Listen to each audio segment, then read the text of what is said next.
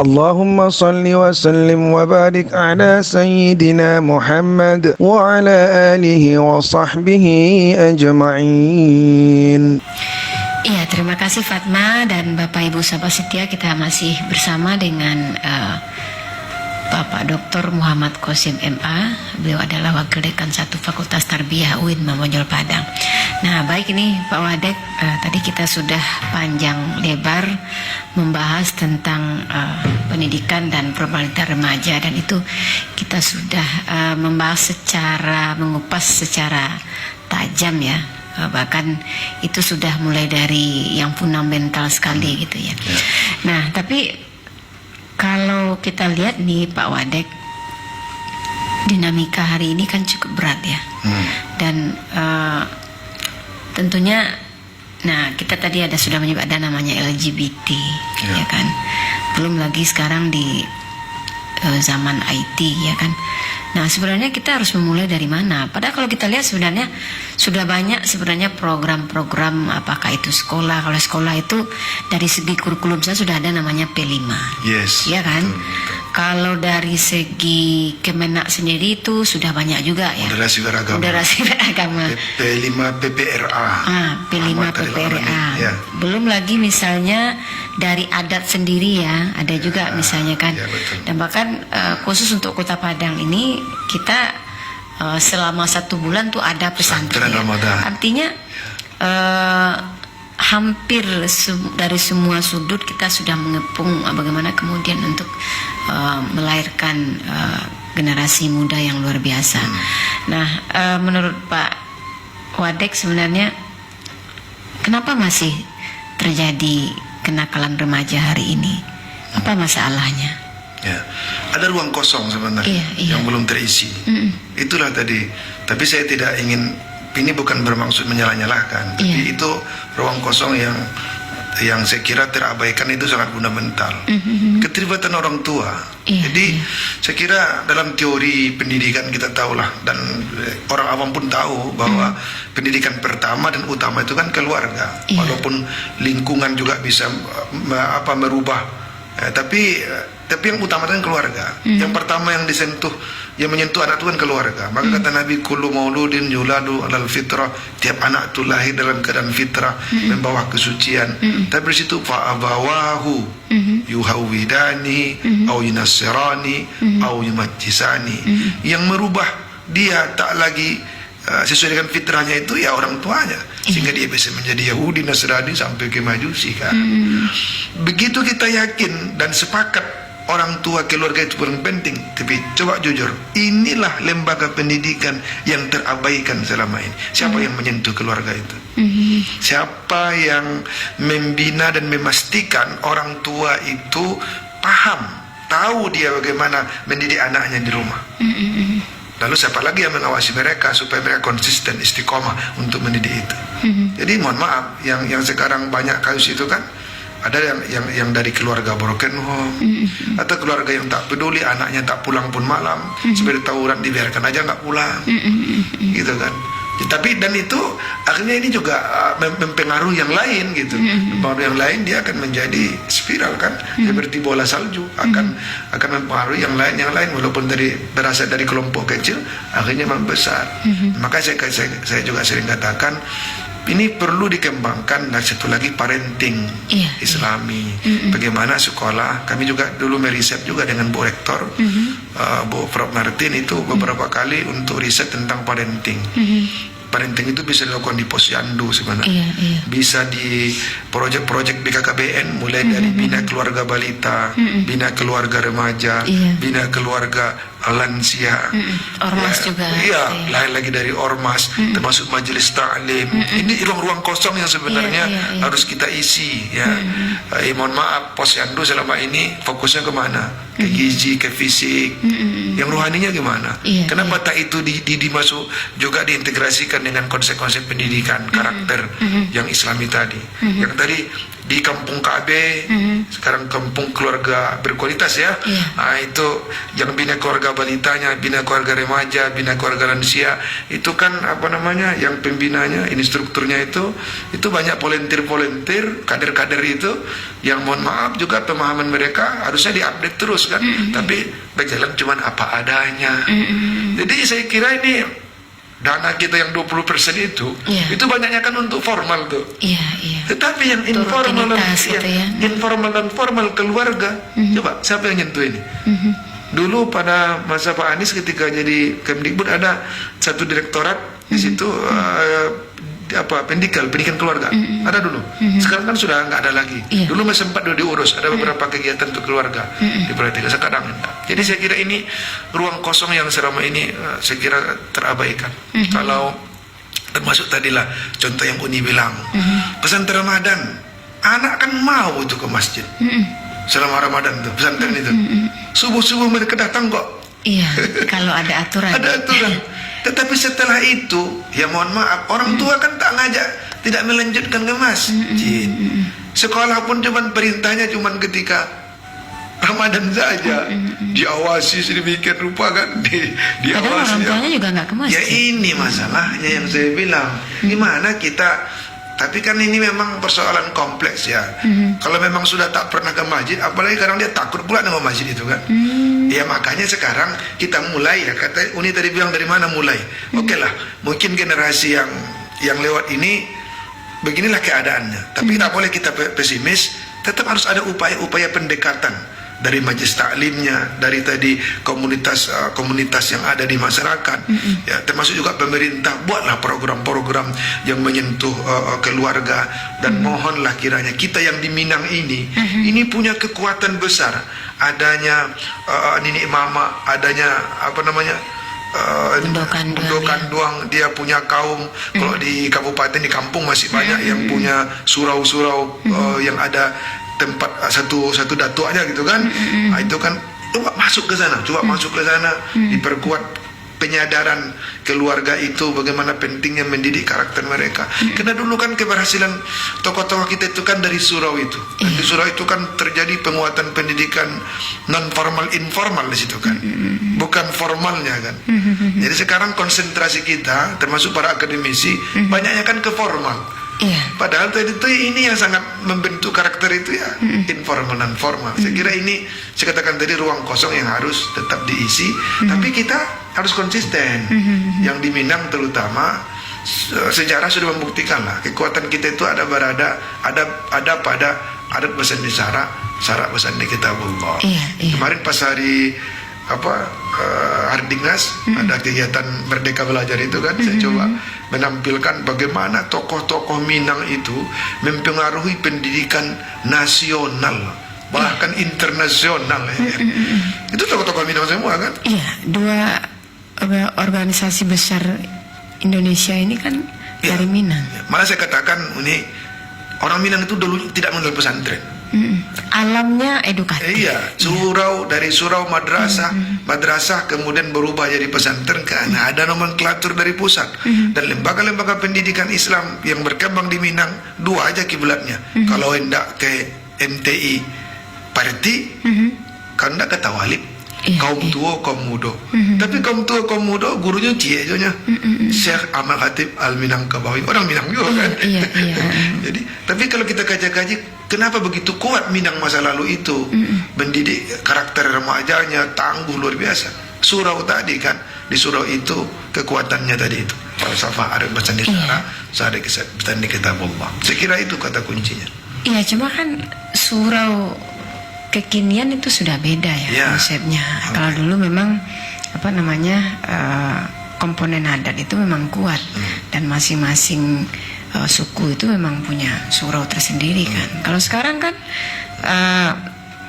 surau tinggal surau, kemudian roboh pula suraunya gitu ya. Jadi maksud saya, bagaimana kita mendesain surau yang kekinian tapi punya ruh yang nilai-nilai edukatif seperti dulu gitu. Saya kan kemarin Uni sempat mengusulkan ke Pemda, langsung ke Pak Wali Kota malah ketika beliau kunjungan ke surau kami, ke musola dekat rumah pas sholat sajadah ya Jumat.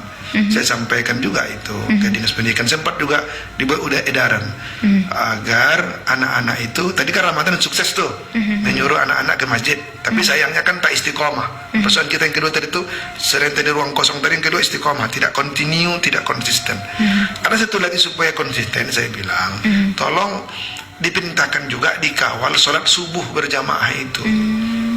Jadi saya sangat yakin sampai sekarang yang kata Nabi tadi itu, nawiru buyutakum bisolah wa qiraatil Quran. Kamu sinari rumahmu, tempat tinggalmu dengan salat dan baca Quran. Tadi sudah kita bahas, tilawah perkuat. Di rumah, di sekolah, beri kesempatan mereka untuk baca Quran. Tapi ada yang paling penting di situ lagi sebenarnya adalah sholat. Cobalah anak-anak itu disuruh sholat sama orang tuanya. Oke lah, kalau orang tua juga emang takut. Tapi faktanya tadi selama pesantren Ramadan, anak-anak kan ke masjid juga, meskipun orang tua tidak ke masjid. Tetapi ketika longgar, tidak ada lagi perhatian pasca Ramadan, akhirnya mereka tidak ke masjid. Coba sekarang kita buat program. Sekarang ketika itu kita buat dulu Jumat itu diminta sholat sajadah. Panjang ayatnya kan, anak-anak disuruh menghafal. Saya yakin bisa lah anak-anak menghafal itu. Sholat dipantau sebagaimana memantau pesantren Ramadan. Ya kan. Anak-anak juga yang SD itu ada didikan subuh hari Minggu. Coba konsentrasi dua ini aja lah, Minggu Jumat. Nanti terus perlahan-lahan kita rutinkan sampai setiap subuh. Kata Nabi, sholat yang paling sulit itu bagi orang munafik adalah sholat subuh dan sholat isya. Iya kan? Lau ta'lamuna fihima fa'atahum wal habwan. Seandainya mereka tahulah keutamaan dua salat ini berjamaah, mereka akan datang ke masjid walaupun dalam keadaan merangkak-rangkak. Teorinya tentu kalau yang sudah yang berat bisa dilakukan, tentu yang ringan juga dimudahkan. Jadi kalau sudah anak-anak ini dibimbing sholat subuhnya dengan berjamaah, saya yakin yang lain juga akan mulai dilakukan. Teringatlah saya juga firman Allah khusus kepada Nabi. Apa kata Allah? Wa amur ahlaka bis salah wastabir alaiha. Wahai Rasulullah, wahai Nabi, kau perintahkan keluargamu untuk melakukan salat, maka sabarlah engkau melakukannya. Itu menarik. Dalam tafsir Al-Munir, Wahab Zuhaili menyebut setelah ayat itu turun, Nabi Muhammad itu setiap subuh mengajak putrinya Fatimah dan menantunya Ali bin Abi Thalib untuk melakukan salat subuh. Lika mungkin Ali bin Abi Thalib tidak bangun subuh. Tak mungkin kan. Tapi begitulah Nabi itu mencontohkan tanggung jawab dia sebagai seorang ayah, diperintah oleh Allah, suruh keluargamu salat. Jadi sudah subuh, karena kalau kita lihat sejarah rumah Nabi memang berdampingan dengan rumah putrinya Fatimah. Walaupun sudah berkeluarga, ternyata kewajiban orang tua mendidik anak tidak putus. Kadang-kadang orang beranggapan kan anak sudah laki, apa dia saya lakinya mengurus. Oh enggak, itu masalah nafkah, masalah pendidikan enggak ada putusnya kan. Jadi Nabi mengajarkan tetap sholat. Jadi sholat itu yang paling utama kan. Kenapa harus sholat gitu kan? Kan Quran juga sudah bilang, inna sholata tanha anil fahsya wal munkar. Segala keburukan itu kan berpusat di dua itu. Kalau tak fahsya, munkar. Fahsya itu kan kejahatan yang bersumber dari syahwat kemaluan. Tadi yang Yuni bilang LGBT, zina, perselingkuhan, itu kan gara-gara fahisah. Jamaknya fahsya. Satu lagi adalah kejahatan yang bersumber dari perut dan otak. Itulah kemungkaran-kemungkaran yang lain, berkelahi, bullying, tawuran, korupsi, mencuri, mencopet, itu mungkar. Tapi kan Quran sudah bilang, kalau sholat kamu akan terhindar dari keduanya. Nanti ada lagi pertanyaan berikutnya, ada juga tuh sholat tapi juga fasad dan mungkar dulu. Juga persoalannya dia sudah sholatnya benar enggak? Sholat yang seperti apa? Sholat apa? Itu kan kita harus lagi. Kalau benar-benar sholat, dia jiwai sholatnya, dia paham tentang sholat itu, ke siapa dia berkomunikasi, itu saya kira tidak ada celah bagi dia bermaksiat. Inna salati wa nusuki wa mahyaya wa mamati lillahi rabbil alamin. Itu kan ikrar yang luar biasa kan. Tidak ada celah bermaksiat gitu. Iyyaka na'budu wa iyyaka nasta'in. Tergantung semua pada Allah. Ihdinas siratal mustaqim. Dia hanya minta ke Allah supaya kita ini bersama-sama selamat, sama-sama lurus. Tak mungkin kita saling mencelakakan kan. Itu kan persoalan lain lagi tadi. Tapi yang jelasnya sudah diinformasikan Quran. Kalau ingin selamat, sholat. Cuman persoalannya kita lagi-lagi seberapa konsisten kita mendidik anak-anak kita sholat. Maka saya katakan, saya hampir di setiap khutbah itu walaupun berulang-ulang biarlah gitu kan. Tolong kita orang tua, para ayah yang sholat Jumat, tadi juga saya khutbah Jumat tadi saya sampaikan juga, kita punya tanggung jawab untuk memastikan anak-anak kita itu sholatnya itu benar. Jangan abai, jangan lengah, saya bilang. Saya berharap juga di sekolah begitu. Anak sekolah mulai pagi sampai full day ekstrakurikuler, siapa yang menjamin mereka sholat zuhur dan sholat asarnya? Saya juga sering mengkampanyekan, tolong juga sekolah-sekolah pastikan anak-anak kita sholat zuhur berjamaah di sekolah. Kalau sampai ekstrakurikuler sampai sore, pastikan dia sholat asar. Pengalaman saya dulu ini jadi guru, saya pernah jadi guru SMP 8, guru MTS di Taruang dulu. Program saya ketika itu dengan kawan-kawan adalah sholat duha. Bagaimana anak-anak SMP 8 itu sholat duha, rame. Di MTS Durian Taruang itu jadi saksi masjid itu, Masjid Raya Durian Taruang itu, ketika istirahat itu kita sholat duha rame-rame. Kok duha yang saya jadi program ketika itu? Saya sangat optimis. Kalau sudah sholat sunatnya terbentuk, maka sholat fardunya pasti mereka lakukan. Tidak mungkin kan mereka sunat lakukan fardu tidak. Saya pengamatan saya beberapa tahun kita dengan teman-teman melakukan program itu, terjadi berubah. Kan saya katakan, ya mohon maaf, kita juga di negara kita berapa dana yang dihabiskan untuk pendidikan karakter tadi itu. P5 dulu namanya PPK, Kemenak sekarang P5 PPRA, macam-macam. Muncul lagi namanya sekolah ramah anak, sekolah ramah HAM, sekolah mitigasi bencana, anti korupsi, kantin kejujuran, macam-macam. Saya katakan, baliklah ke Quran hadis. Itu tersiarnya aja gitu. Bukan itu tidak penting Pondasinya juga. Memang Tapi ada kita, ruhnya ini jangan hilang. Intinya itu tak di situ kan. Intinya dari itu saya yakin kalau kita orang Islam ini, intinya Quran dan sholat.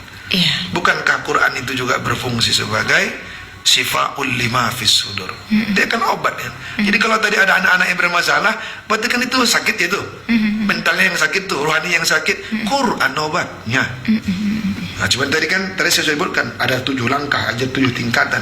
Tidak sesederhana baca Quran langsung berubah. Nah, ini pendidikan kan tak sama dengan dokter. Dia proses.